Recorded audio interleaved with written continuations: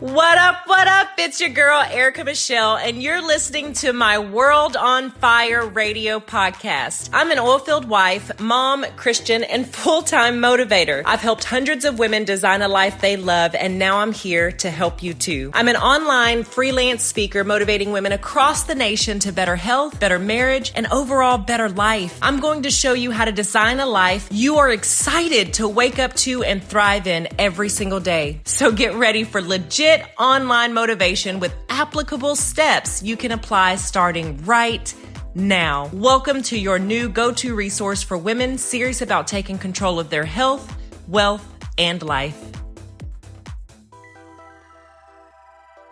What up, what up, what up, world on fire? It's your girl, EMB, coming at you hot with this topic. And I don't know if a couple people are going to be ready for this revelation that I had, this epiphany that I had, this moment of enlightening that I had when it comes to addiction. And I don't mean drug and alcohol addiction. I don't mean addiction to most of the things you would think of when you hear the words addiction. I mean addiction to things that do not propel you forward, that do not put you in a goal-getting mindset, that do not do anything to facilitate your growth. Those are the types of addictions that I'm talking about. And you might be surprised at a couple of these. Some of these you might be like, yeah, I figured that. I was kind of feeling that. I knew that. I felt that before. I've said the same things before. And then some of these might be ones that you just hadn't thought of, because I hadn't thought of it until I had this moment of enlightenment. So hopefully you guys are ready for this. Fired up Monday to talk about this. Let's talk about it. Let's talk about it. Let's talk about it. Addicted.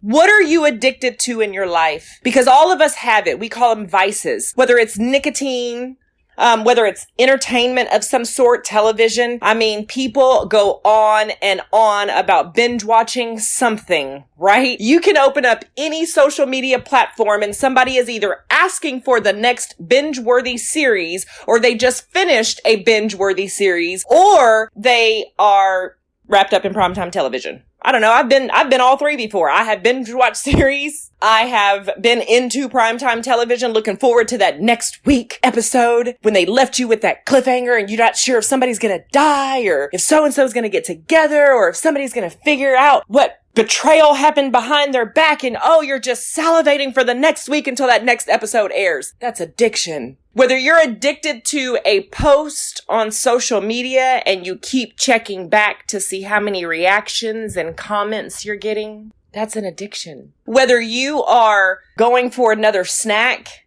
because food somehow fulfills your stress eating or your anxiety or some sense of control in your life, so you just continue to keep eating, that's an addiction to food. We all battle these different addictions, and I just want to kind of encourage us to shift, swerve, and get addicted to some other things that actually propel you forward and help you towards your goals in life.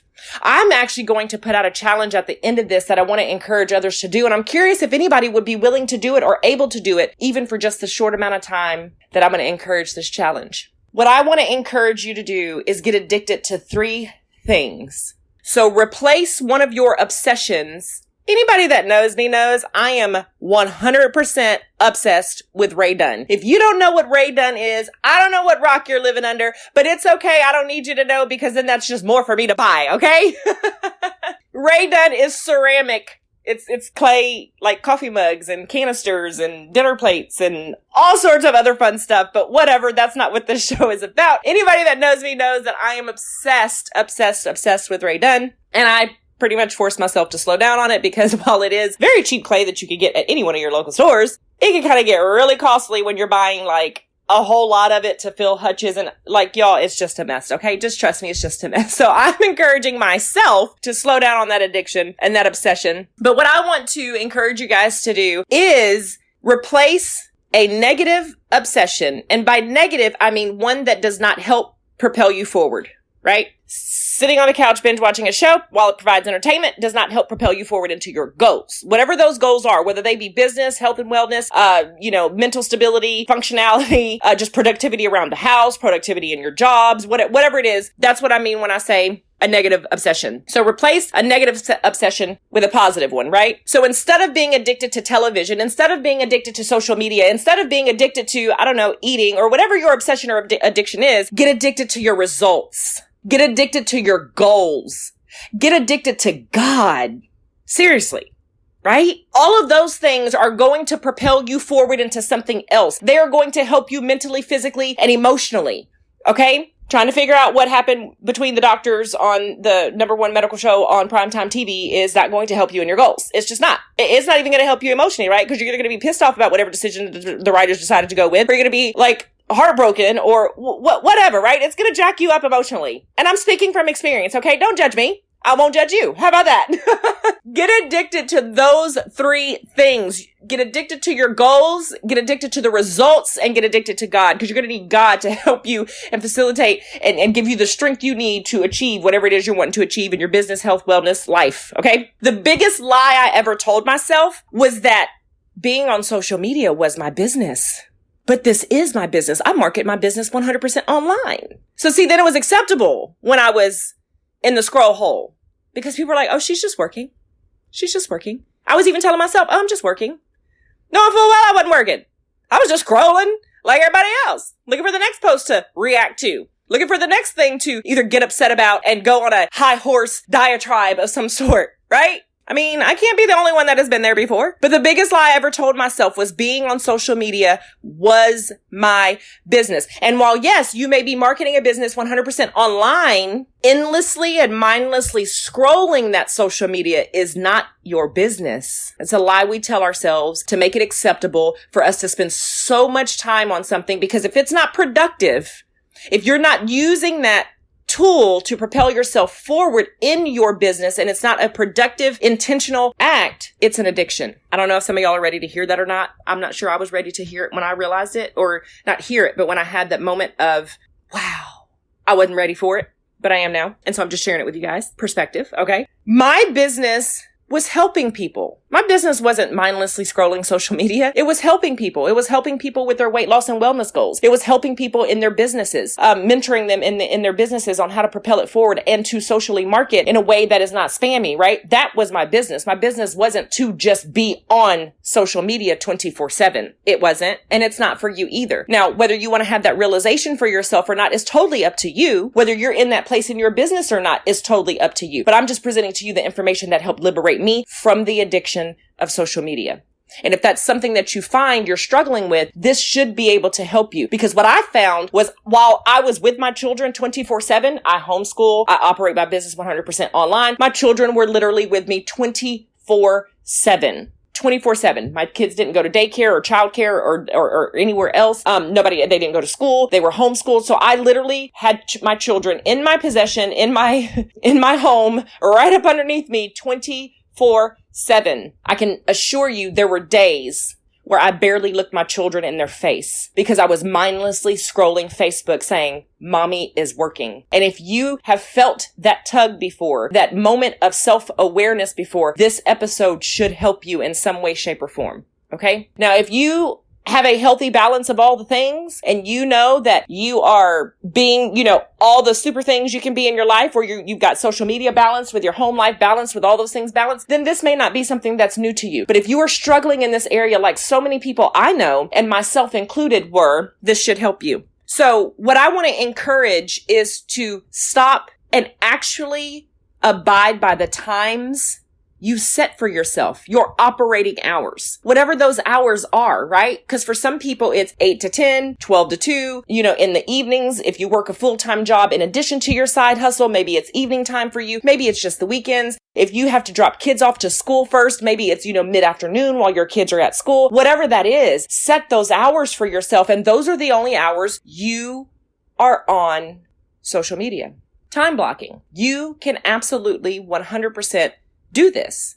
And it's going to take some effort. And how you're going to realize you are in fact addicted to the reactions, to the conversation, to the comments, to the attention You're going to struggle with putting your phone down. You're going to struggle just like I did. And then you're going to realize, whoa, this is in fact not just my business. This is an obsession and addiction, because we are not addicted to the social media platform itself. We're addicted to the attention. We're addicted to seeing how well our content is by how many reactions and comments it gets. And you want to know how it's a problem? When you're deeply, mentally, emotionally impacted, when your content does not get the level of reactions you hoped it would, or the number of comments you hoped it would, or worse, you're comparing your post to someone else's post and it's not getting as much engagement as theirs is.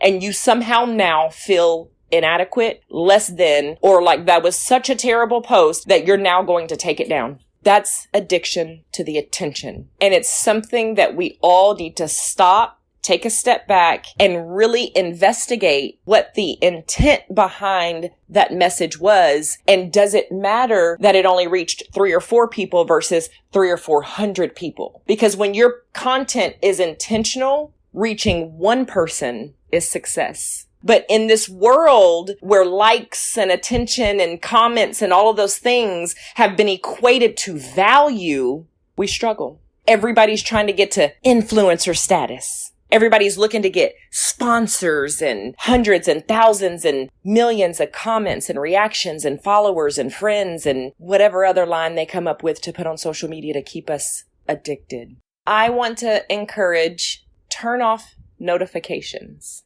Turn off notifications. Yes, you operate your business 100% online. So yes, you do need to have a presence online. I'm not denying that fact. But turn off notifications so you can put your phone down, because it's addicting when you see that notification and the little red numbers. You got to check to see who commented, who reacted, what did they say, how did they like it, how did it turn over, how did it go over. But if you turn notifications off, you can respect the time blocks you set for yourself, because then you're not constantly being notified of something. Y'all, our phones are an addiction. Most people would say they can't even survive without their smartphone. You know, it's funny. My kids are constantly asking me for a phone. I need a phone. I need a phone. I need a phone. I need a phone. I need a phone. No, you don't. You're with me 24/7, first of all. Any of your activities that you do, I'm with you. So it's not like you have to get in contact with me in case you've been dropped off somewhere or you're at school and something happens and you need something or whatever. So no, you don't need a phone. And when it does come to the time you do need a phone, 9 times out of 10, it's not going to be a smartphone. It will be a flip phone to where you can call, text, and dial 911 in the event of an emergency. They're not too happy about that. I know, I'm a strict mama. I can't help it. But I see what we battle with as adults on smartphones.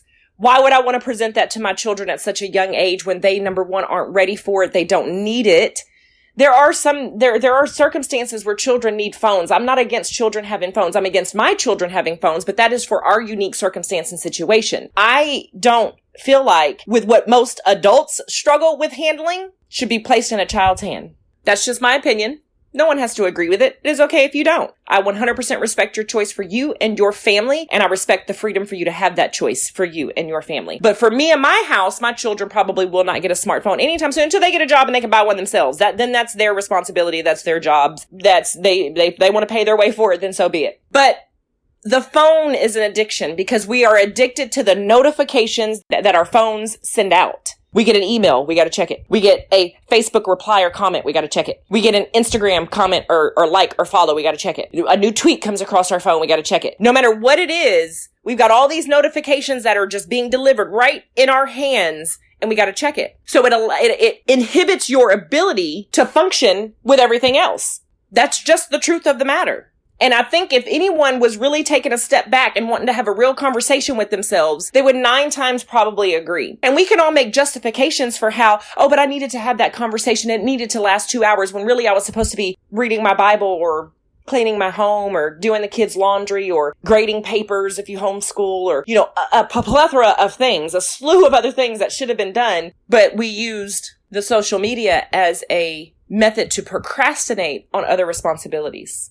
And again, I'm speaking from experience. Anybody that knows me knows when I'm going through something, I get on the other side of it, get some perspective, and then speak on it. Because if I have struggled with this very thing, I know somebody else has. Now, again, you may do this perfectly. You may be one of those people who know how to balance all of the things, who know how to put their phone down, who know how to still manage their household and their children and their sports activities and their business and everything online and put the phone down. You may be that perfect person that can do that. But I know for myself, it was a struggle. And for many others that I talk to, it's a struggle. And if we want to have real conversations with ourselves about this, we can take a step back and look like, you know what?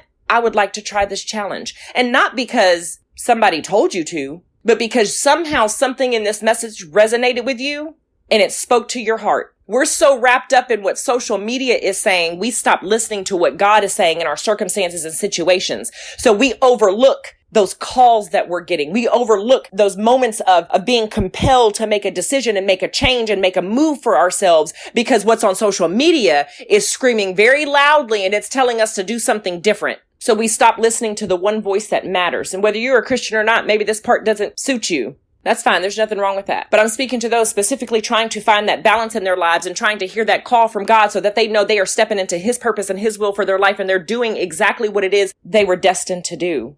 When we focus so much on social media, we forget and we don't hear the real messages we should be hearing because we're too busy paying attention to what our friends said on social media, to what those reactions told us on social media, to what people said in the comments on social media. And then our entire value is wrapped up in a social media site with millions and billions of other ideas and opinions. And then you take those on as your own identity. Have you really stopped to think about what your identity is any longer outside of what the world tells you you should be? I want to encourage everybody for 7 days, just 7, just turn off notifications. That's it. I'm not saying delete the app. I'm not saying don't go and engage on social media. Just turn off the notifications. And then when your time block comes up for you to work your business or whatever, then go check those notifications authentically when you are ready to, when you have taken care of all the other things you needed to take care of, scheduling appointments and whatever else it may have been, you take care of those things and then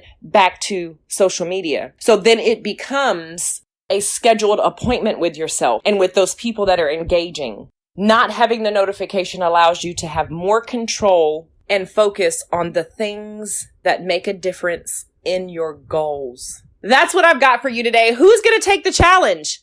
Go ahead and, let us know. Leave a review, comment on our page, whatever it is. Let us know who's going to take the challenge. For 7 days, just turn off notifications to social media. So your phone isn't blowing up with red numbers 24/7, and you could actually take some time to stop, think, self-reflect, and reassess where you're at in your life, your goals, your position, your place, and really look at where do I want to go from here? I think this is the perfect time to do this and the perfect opportunity. And in light of everything that's going on in the world right now, self-reflection and reconnection with God is what is really important. And when you free up your time to do that, you might find it's refreshing. You might find it is liberating. You might find some answers to those questions that you've been asking yourself. So hopefully, again, just 7 days. Anybody can do anything for 7 days, right? Just give it a whirl. I'm Erica Michelle Best. Thank you for tuning in to another episode of World on Fire Radio. I will see you next week with another Fired Up Monday. Y'all enjoy the rest of your week.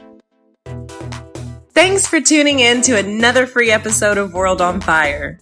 Now don't forget to subscribe to the show wherever you listen to podcasts so you never miss an episode. And while you're there, it would knock my socks off if you would leave a review if this episode served you. I promise to read each and every comment, and if you share with me on Instagram, I'll share it too. See you on the flip side.